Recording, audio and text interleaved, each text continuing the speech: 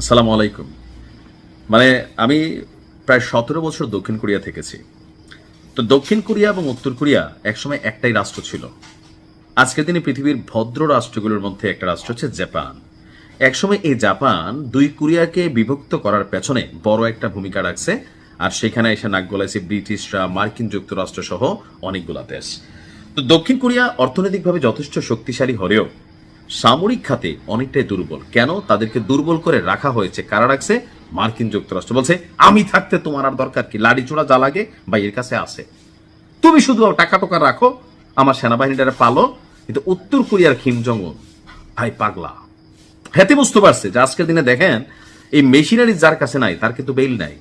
ওই উত্তর কোরিয়ার কিম জং উন বুঝতে পারছিল যে ঝুঁকেঙ্গানেহি সালা, যে আগামী যেই প্রজন্ম আসতেছে সেখানে পারমাণবিক ইস্যুটা কি পরিমাণ জরুরি। আজকের দিনে ধরেন ইরানকে কি পরিমাণ বড়াই ফেলতো, আফগানিস্তান ইরাক বালাই ফেলতো যদি ইরানের হাতে পারমাণবিক মেশিনারিজ না থাকতো।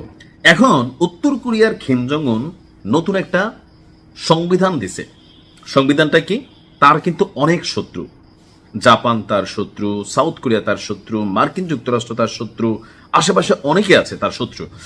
এখন উত্তর কোরিয়া তাদের পারমাণবিক নীতিতে আন্তর্জাতিক যে পারমাণবিক আইন সেটার বেল ছাড়া নতুন একটা আইন তৈরি করছে। কোনটা? যে এমন একটা বিধান যুক্ত করেছে যাতে দেশটির সর্বোচ্চ নেতা অর্থাৎ কিম জং উন যদি মারা যায় অথবা বিদেশি কোনো হামলায় মানে কোনো রকম any kind of disturbance feel হয়, তাহলে স্বয়ংক্রিয়ভাবে উত্তর কোরিয়ার পারমাণবিক মেশিনারিজগুলো বিশ্বের বিভিন্ন দেশের উদ্দেশ্যে যাত্রা শুরু করে দিবে। এখন কোন কোন দেশ?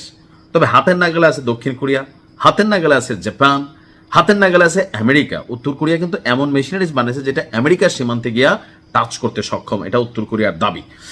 ব্রিটিশ গণমাধ্যম দ্য টেলিগ্রাফের এক প্রতিবেদনে এই তথ্যটি সামনে আসছে। প্রতিবেদনটি বলছে, গেল 22 মার্চ পিয়ংইয়ং এ অনুষ্ঠিত, অর্থাৎ উত্তর কোরিয়ার রাজধানী পিয়ংইয়ং এ অনুষ্ঠিত উত্তর কোরিয়ার 15তম সুপ্রিম পিপলস অ্যাসেম্বলি, এটার একটা প্রথম অধিবেশনে এই সংশোধনীটাকে অনুমোদন দেওয়া হয়।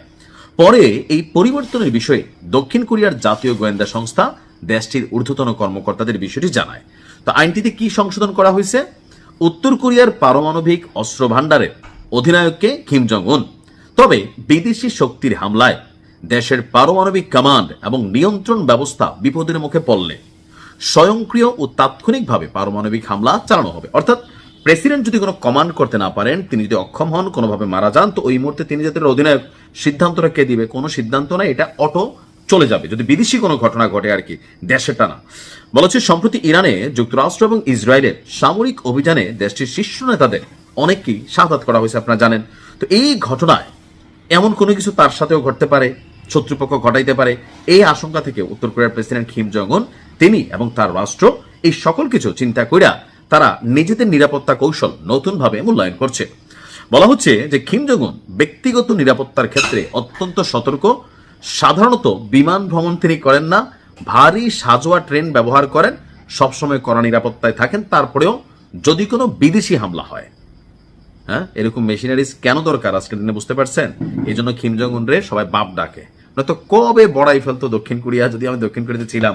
কিন্তু সম্ভব না। মার্কিন যুক্তরাষ্ট্রের প্রায় 25,000-এর উপরে সেনা দক্ষিণ কোরিয়াতে অবস্থান করছে, খানা দানা বেতন সব দক্ষিণ কোরিয়া, কিন্তু পারমাণবিক সক্ষমতা তাদেরকে দেয়নি। কিম জং উন বাপের বেটা সাদ্দাম। ভালো থাকবেন।